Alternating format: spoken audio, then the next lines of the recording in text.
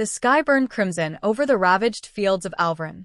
Smoke spiraled upward in twisting columns, curling in the heavy air like the restless hands of lost souls reaching for something, mercy, maybe, or salvation. The once golden wheat fields that bordered the town were now scorched black, nothing but ash and shattered earth. Lieutenant James Cartwright crouched low behind the crumbled remains of a brick wall, perhaps once part of a bakery or a bookshop. Now it was just debris in a town that had become a graveyard. His face was streaked with soot and sweat, and his rifle hung heavy from his shoulder. Each breath came shallow, each heartbeat thundered in his chest like a war drum. It was the 87th day of the siege, and the town of Alverin, what remained of it, was barely holding on. Once, Alverin had been a thriving border settlement. Red-tiled rooftops, cobbled streets, children racing bicycles past corner shops, church bells chiming at noon. But those memories felt ancient now, as if they belonged to another lifetime. In their place stood hollow buildings, blown-open homes, and scorched church steeples. The air reeked of sulfur, blood, and rot. The enemy had surrounded them long ago, merciless, methodical, and overwhelming in numbers. Communications were severed in the first week. Supply lines collapsed in the third. Hope had lasted a little longer, but even that had worn thin. Still, the 42nd Company of the Allied forces endured, at least the pitiful remnants of it. Where once they were a battalion 300 strong, now no more than 24 soldiers remained. Worn, wounded, starved. And yet, they stood their ground. "Lieutenant," came a low whisper. James turned his head slightly. Sergeant Edward Hale was crawling over the rubble to reach him. The older man's uniform was torn and blood-stained, a long gash hidden under the bandages wrapped tightly around his upper arm. His eyes were bloodshot, not from emotion, but from constant smoke and near-constant wakefulness. "Scouts report movement near the western gate," Hale said, crouching beside him. "Could be armor." James clenched his jaw. He didn't answer at first. He just looked westward, past the shattered buildings and burnt-out vehicles, toward the barely standing remains of the town's perimeter. "Do we know how many?" he asked at last. "Hard to say. At least 2 transports, maybe more. We lost one of the lookouts on the tower.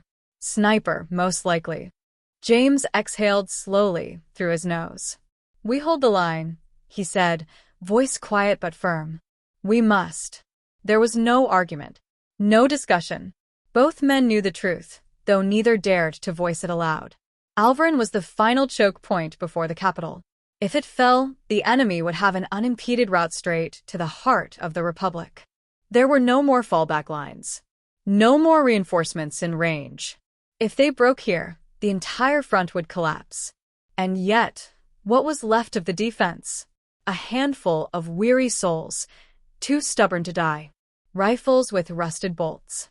Ammunition running dangerously low. Rations gone days ago. Even the medics had begun using belts and broken table legs as makeshift splints. As if reading his mind, Hale muttered, "We can't keep this up much longer." James nodded. "I know." He adjusted his rifle strap and peered over the edge of the broken wall. Distant shapes moved in the haze. Shadows through the smoke, too fluid to be natural. The enemy was preparing. "They'll come at nightfall," James said. "They always do. Use the fading light to mask their advance. Then we have a few hours. We use them wisely." The 2 men parted without ceremony. There was no room for anything but efficiency now. Hale would inform what was left of the squad, check defensive positions, and ready the remaining explosives. James would head to the command shelter, if it could still be called that, and chart what little remained of their defense lines. As James moved through the ruins of the town, his boots crunching over broken glass and spent casings, he passed familiar places now turned unrecognizable. The old church had collapsed 2 weeks ago under artillery fire. The school was now a triage point, though most of the wounded hadn't lived long enough to make it there. A shattered mural on the community hall wall still bore traces of color, blue skies and smiling faces beneath the scorched paint. He paused, just for a moment, and closed his eyes. He remembered the sound of children's laughter here, of music drifting from open windows, of peace. The war had taken all of it. At the shelter, James laid out the map, creased, dirted, and torn at the edges. Most of Alverin was marked in red ink. Only the eastern quarter was still blue. They would need to collapse 2 positions tonight. Consolidate manpower. As he circled the zones, he heard footsteps behind him. "Eliza," he said without turning. Private Eliza Moore, once a field medic, now a riflewoman like the rest, stood in the doorway. Her face was drawn, a fresh cut above her eyebrow. "We're down to 17 soldiers fit for combat," she reported. 3 wounded. 1 gone. James nodded. "Prepare fallback positions at the town square. Lay charges under the archways. I want every approach rigged." She hesitated. "Sir, do you really believe we can hold them off?" He met her eyes.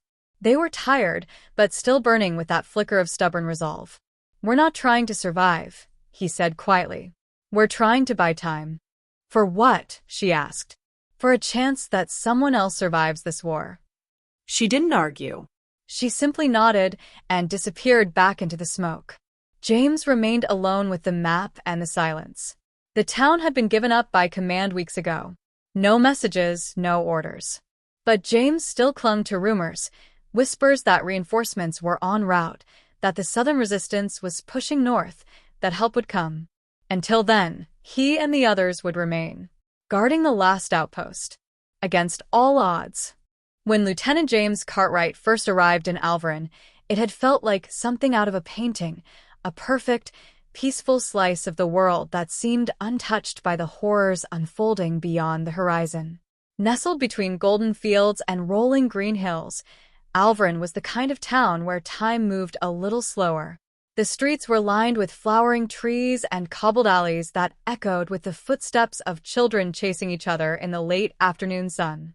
Market stalls brimmed with fresh produce, hand-sewn cloth, and pastries so sweet they stuck to your fingers.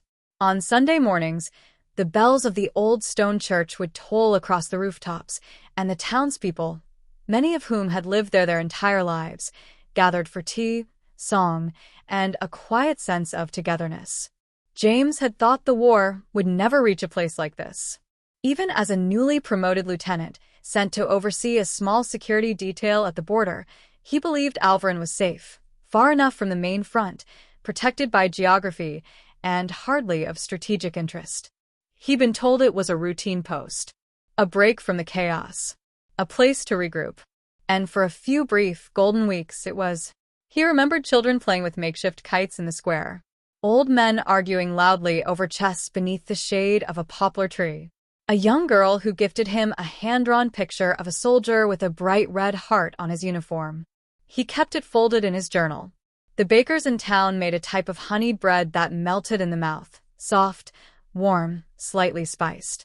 He used to take his morning walk past the bakery just to catch the scent. Back then, he had smiled easily, laughed even. But war, as he would come to learn, has a way of finding everything. It began like a distant rumble, a low, ominous growl on the horizon. At first, it was just noise. Then, in the early morning hours of the 4th of April, came the first artillery strike. The sky lit up orange.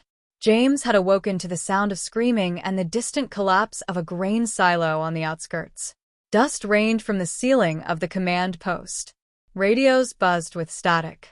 No warning. No announcement. Just fire. That day marked the end of Alverin's innocence. The next week brought more shells. The week after, air raids, dozens of them, flattened the east end of the town and left the hospital in ruins. By then, the military had begun fortifying the borders, laying sandbags and digging trenches in gardens and schoolyards. Families fled in droves. Those who remained moved into basements and cellars. The church was converted into a field hospital, its pews stained with blood.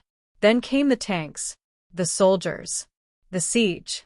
The town was no longer a haven. It was a battlefield. And somewhere in the middle of it all, Captain Rowan Blackwood fell. James remembered it vividly. The captain had been a tall, broad-shouldered man with a booming voice and ironclad resolve. He was the kind of leader people instinctively followed, confident, authoritative, calm under fire. That day, they had come under sudden attack near the southern gate. Amid the chaos, Captain Blackwood had stood tall on a sandbag pile, rallying retreating soldiers and shouting orders over the roar of gunfire. James had turned to respond to a command when it happened. A single shot. Sharp. Precise. Blackwood staggered, mid-sentence, then crumpled to the ground. Blood bloomed across his uniform like a red flower. A sniper, somewhere in the rooftops. By the time James reached him, the captain was already gone. Just like that, command fell to James Cartwright, 26 years old, barely out of officer school, with eyes still too green for a command like this. He'd expected resistance, but instead, the men looked to him. There was no time for ceremony. The enemy was pressing, and someone had to take charge. So he did. He issued orders, coordinated defenses, wrote letters to families when there was still a post system, led patrols, learned every inch of Alverin's twisting alleys, every rooftop with a clear sight line, every building sturdy enough to serve as cover. But none of that prepared him for the cost. With every passing day, the weight of the town's survival pressed harder onto his shoulders. He remembered standing in front of the townspeople, mothers clutching children, tradesmen with rifles in shaking hands, and telling them that they would be protected. He'd meant it. Every day since, that promise had grown heavier. He watched the baker's shop collapse under shellfire, saw the poplar tree splinter and fall, heard the silence after the children's laughter vanished. He buried friends, ordered retreats, held the dying and lied to them when they asked if they'd be okay. And still, he fought to keep that promise alive. Not because he believed in miracles anymore, but because if he gave up, Alverin would fall, and with it, the last light of humanity in a world already choking in darkness. Now, with the 87th day of siege slipping into dusk, James Cartwright remained at his post, guarding the bones of a town he had come to love. Because sometimes holding the line meant more than surviving. It meant not surrendering what made you human. The command shelter was little more than a converted basement, its concrete walls scarred by cracks, its ceiling reinforced with scavenged steel plates and old tank armor. A single hanging bulb buzzed dimly overhead, casting a sickly yellow glow across the faces of the remaining officers. Dust floated in the stale air, and somewhere deeper in the structure, water dripped in a slow, steady rhythm. Lieutenant James Cartwright unfolded a tattered map across the steel table in front of him. The map had once been pristine, a printed topographical chart marked with clean grids and tidy legend boxes. Now it was creased, torn at the edges, and stained with blood and ash. Red markers dominated the terrain, encircling the dwindling blue zone that represented the last defensive position of Alverin. He ran his finger along the lines silently, as though willing some forgotten route or hidden advantage to reveal itself. "We have 2 days of ammunition left," James said at last, his voice even, though hollow. "And food supplies for 3, if we ration what's left in the eastern cellar." The room was silent except for the quiet scratching of boots and the humming of the lamp. Sergeant Edward Hale, seated across from him with his arm in a sling and his beard several days overgrown, let out a short breath through his nose. "And maybe 20 soldiers still standing," he added grimly. "If we're counting the wounded, who can still aim." The officers didn't flinch. By now, grim truths no longer shocked them. They were used to numbers shrinking each day. Private Eliza Moore, once a medic and now pressed into frontline combat, leaned against the far wall, her arms crossed tightly over her chest. A thin scar traced the side of her jaw, and her eyes, once wide with idealism, had narrowed with exhaustion. "We can't keep holding, sir," she said, breaking the silence. Her voice was quiet but resolute. "They'll wipe us out before reinforcements even cross the valley." James looked up at her, meeting her eyes. "We're not trying to survive," he said, his voice barely above a whisper. "We're trying to buy time." "For what?" she asked, not unkindly. "You said reinforcements were coming. You said that 2 weeks ago." He opened his mouth to reply, but no words came. Because she was right. He'd said it before. And each time, he believed it.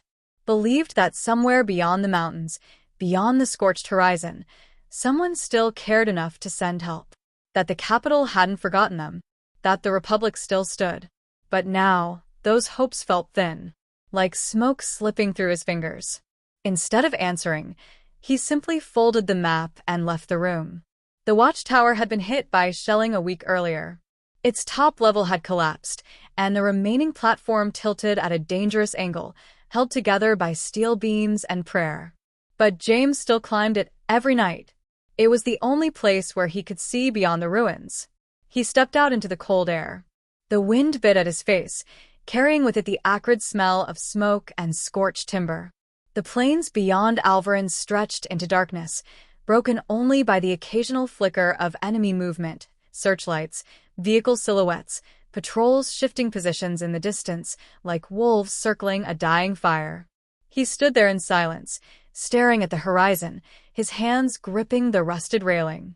He thought of William, his younger brother. They had grown up in a quiet village near the northern lakes, where the only gunshots were from hunters, and the biggest concern was whether the winter would come early. William had always been braver than him in some ways, more willing to question, to disobey, to fight for what he believed. When the first invasion hit, William had vanished into the southern jungles, joining the civilian resistance. Word of his actions spread in brief, coded letters that stopped arriving 3 months ago. Since then, nothing. James had told himself that his brother was still alive, that he was fighting the good fight somewhere, that they'd see each other again after the war. Maybe laugh about their shared scars. Maybe sit on a porch in peace. But doubt had begun to claw at the edges of those thoughts. Was William alive? Would he even recognize James anymore if he saw him, this hollow-eyed officer clinging to the skeleton of a ruined town, haunted by the weight of his decisions? James squeezed the railing until his knuckles turned white. Was any of this even worth it? He didn't know anymore. The war had blurred lines. Morality had become muddy, like the trenches. Victory no longer looked like flags or parades. It looked like surviving one more day, keeping the enemy from advancing one more inch, keeping one more child from having to pick up a gun. Behind him, the town was quiet. Too quiet. Below, men and women who had once believed in something greater now sat with their backs to crumbling walls, cleaning rifles with trembling hands, waiting for the next attack, waiting for a promise to be kept. James stayed on the tower until the cold seeped through his boots. Then, without a word, he turned and climbed back down, back into the smoke, the silence, and the siege. At dawn, the sky cracked open with thunder. The first artillery shell landed with a bone-rattling explosion, turning the western barricade into a plume of dirt, concrete, and fire. The second hit seconds later, closer, louder, deadlier.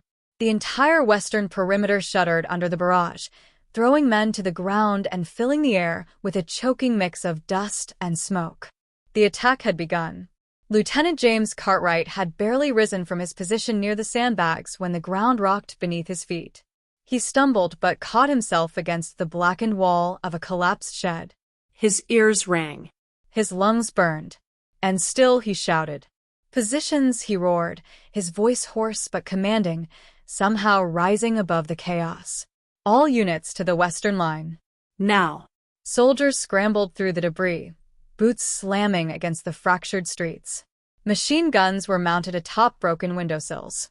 Mortars were dragged into place and primed. Adrenaline surged through every vein. Fear clung to them like sweat, but none of them ran. The enemy surged forward like a tidal wave, waves of dark-clad figures moving with mechanical precision, using the shelling as cover. James saw them clearly through his binoculars as he reached the forward trench, a sea of helmets, rifles, and raised flags, pouring through the shattered landscape where their barricades once stood. The defense roared to life. Machine guns chattered violently, sending hot brass cascading to the ground. Mortar shells were launched in quick succession, exploding in enemy ranks with deafening impact. But still, they kept coming. James took position beside a young private who was barely out of school. He fired shot after shot, keeping count only in instinct, not numbers. Around him, the world shrank to muzzle flashes, screams, and the pounding of his own heartbeat. Then came the grenades. The enemy began lobbing them over the sandbags with terrifying accuracy. One landed just a few feet from where Sergeant Edward Hale had pulled 2 teenage volunteers into cover. Without hesitation, Hale dove toward the grenade. The blast lifted him off the ground, hurling his body into the wall behind them. Shrapnel tore through his chest and limbs. He didn't get up. James saw it happen in a blink. He wanted to scream, to call for medics, but there were none left to call. There was no time. No safety. Only fire and death. Eliza Moore was next. She'd taken up a firing position behind an overturned cart near the bakery ruins. A sharp crack rang out, and she collapsed with a scream, blood seeping from her thigh. She gritted her teeth and crawled behind cover, dragging herself with one arm, rifle still in hand. James reached her seconds later, sliding into the dust beside her.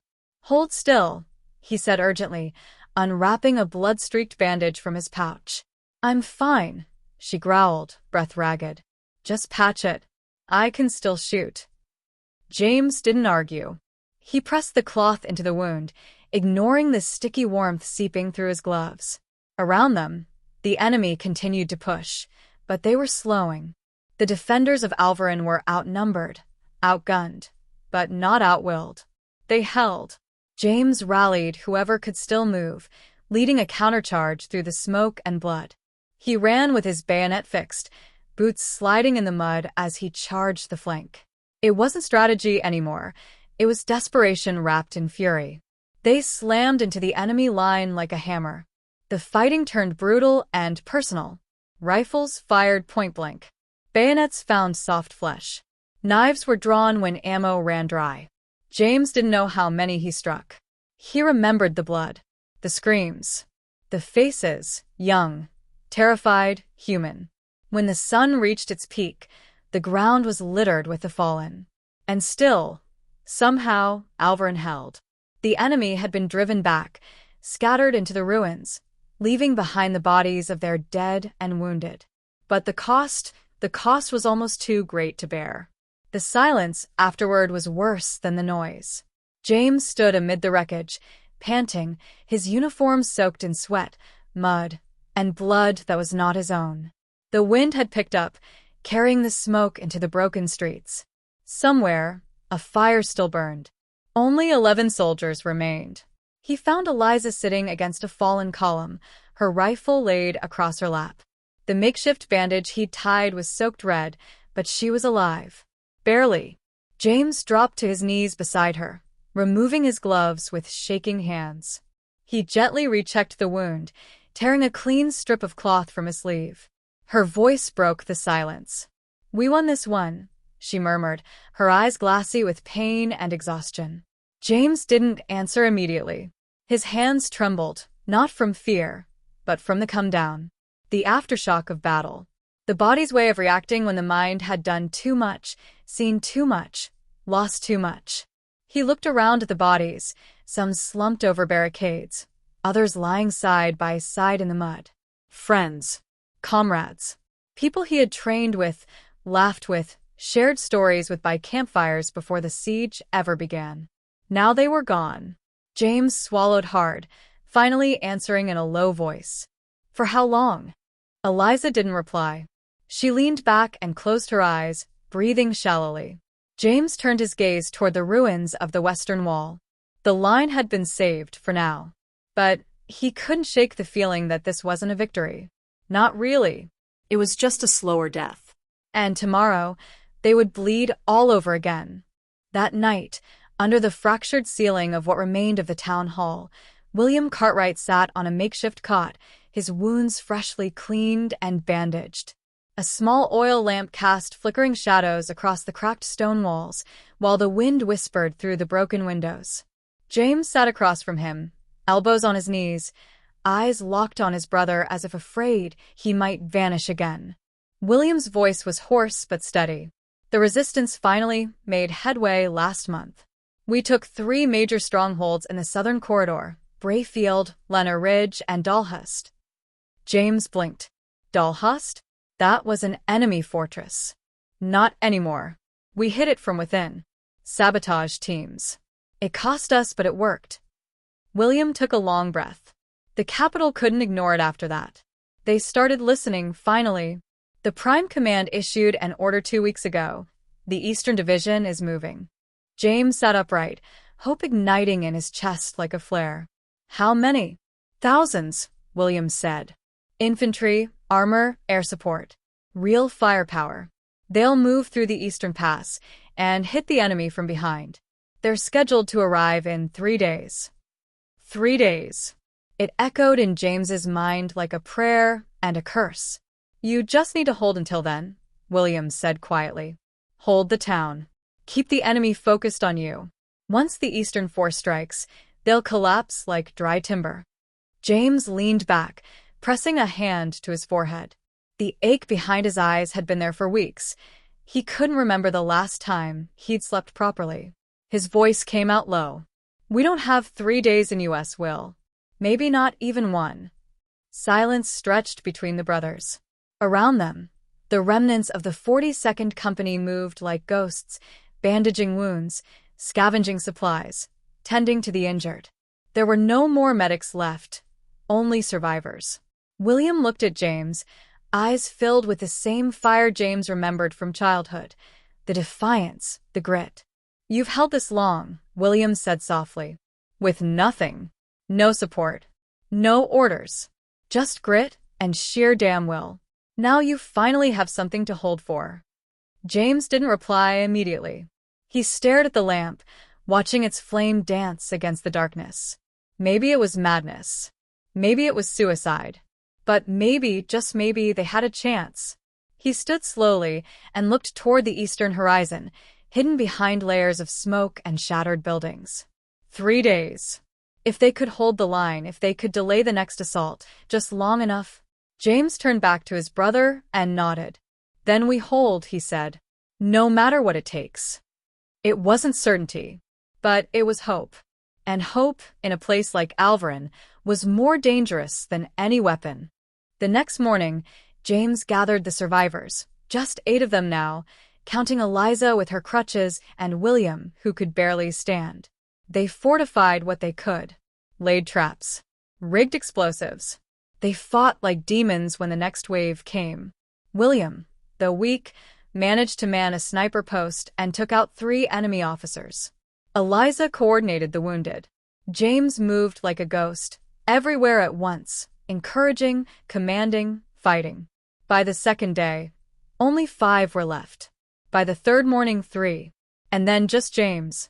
He dragged himself behind a fallen beam, bleeding from the side, hearing the enemy march closer. He closed his eyes, waiting for the final blow.